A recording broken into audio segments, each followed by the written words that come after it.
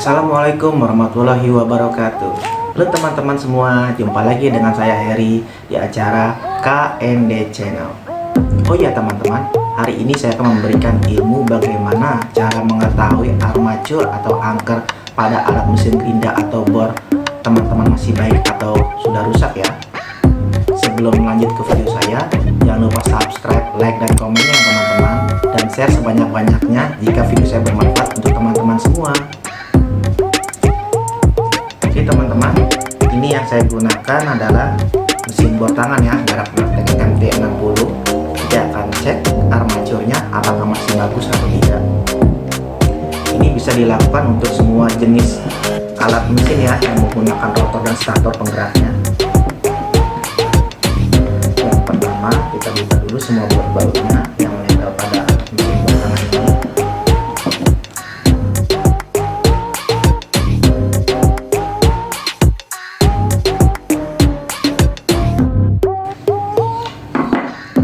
Setelah bautnya terbuka semua, kita buka ya cover penutupnya ya.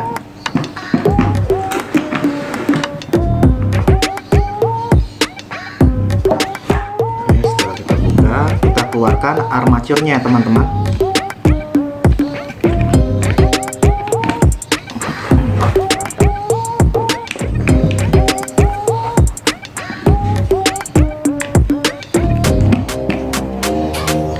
Kita angkat dulu rumah karbon brusnya supaya gampang ya mengeluarkannya.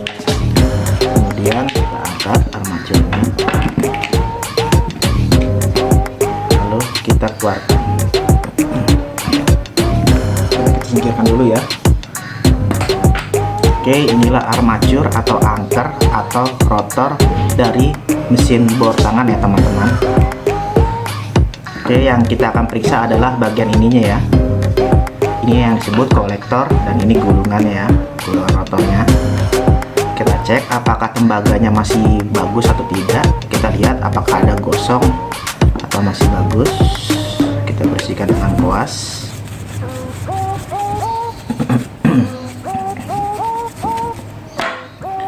Kita cek bagian tembaganya masih bagus ya teman-teman.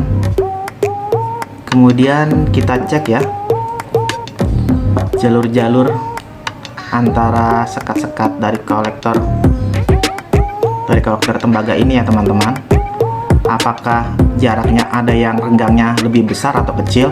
Karena jika kolektor ini celahnya lebih besar, salah satunya akan terjadi percikan api ya pada saat nanti mesin bor tangan ini dinyalakan dan karbon brusnya menyentuh dengan kolektor bagian ini akan mengeluarkan percikan api. Kita lihat apakah ada yang lebih besar celahnya.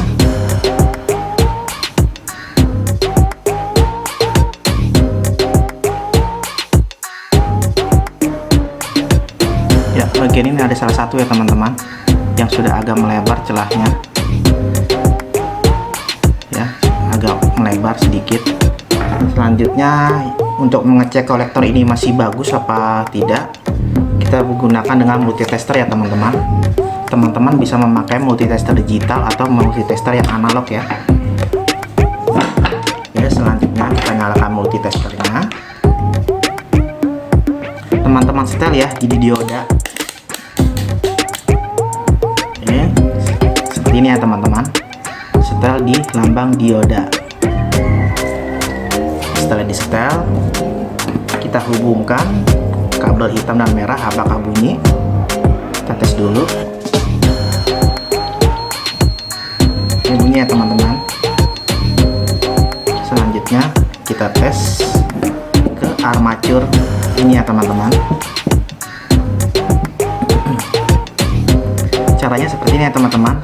Hubungkan kolektor tembaga yang satu dengan yang satunya ya, sebelah-sebelahannya. Kita tes apakah terhubung atau tidak.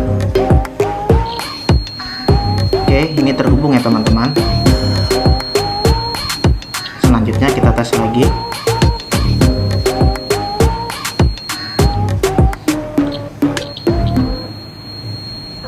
Ini tahanannya.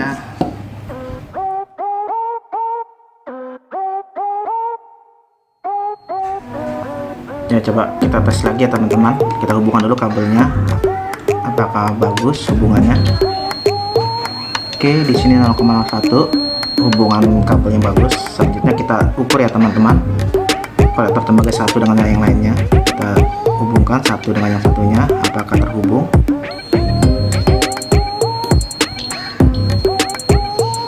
Oke, ini menunjukkan 0,002 ya, 3. Selanjutnya kita hubungkan lagi ke sebelahnya. Yang ini tetap ya, yang merah tetap di posisi di sini. Kita hubungkan ke kolektor tembaga berikutnya. Apakah terhubung? Terhubung ya teman-teman. Selanjutnya kita hubungkan lagi. Terhubung. Selanjutnya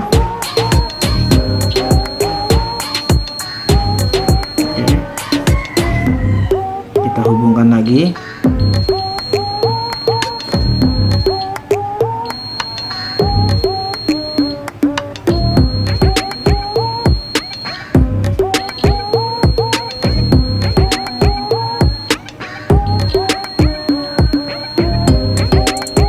Nah, ini agak besar ya teman-teman. Ini yang menyebabkan nanti akan timbul percikan api ya, karena hambatannya sudah besar.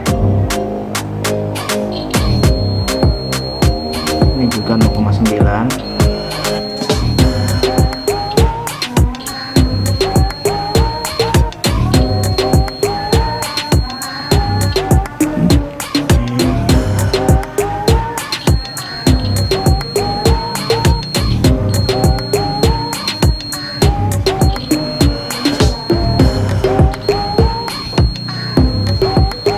Ini juga besar ya teman-teman.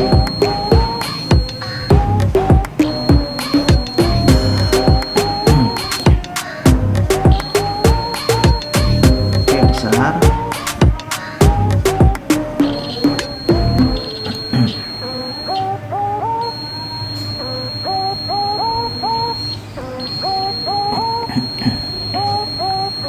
Ini teman-teman, ini terhubung semua ya kolektornya ya.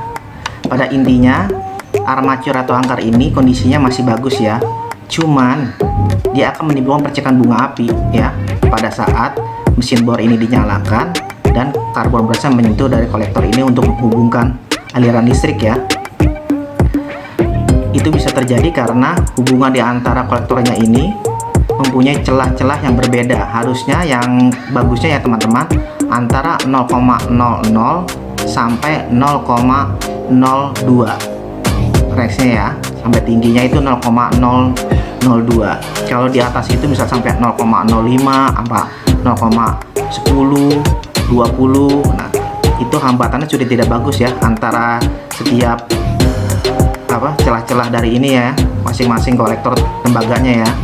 Seharusnya semua tegangannya dari kolektor tembaga ini hambatannya 0,00 atau 0,01 ya.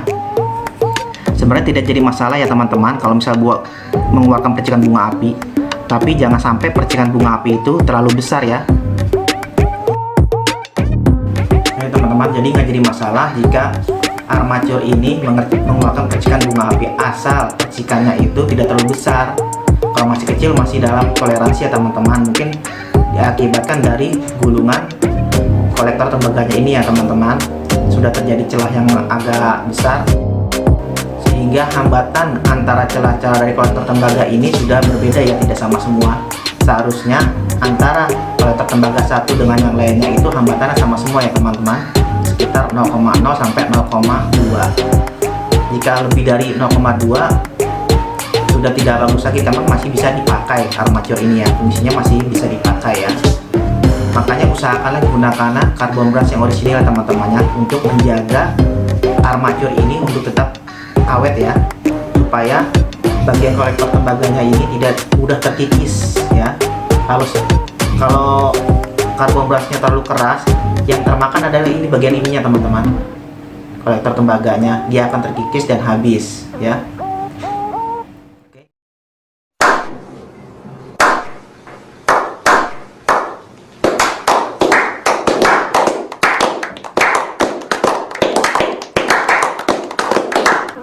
Oke teman-teman semua, sampai di sini dulu ya video yang saya berikan bagaimana sih cara mengecek armatur atau angker pada alat mesin bor tangan atau gerinda teman-teman masih bagus atau tidak. Semoga video yang saya berikan ini bermanfaat untuk teman-teman semua ya. Sampai jumpa di video saya berikutnya. Assalamualaikum warahmatullahi wabarakatuh. Dadah teman-teman.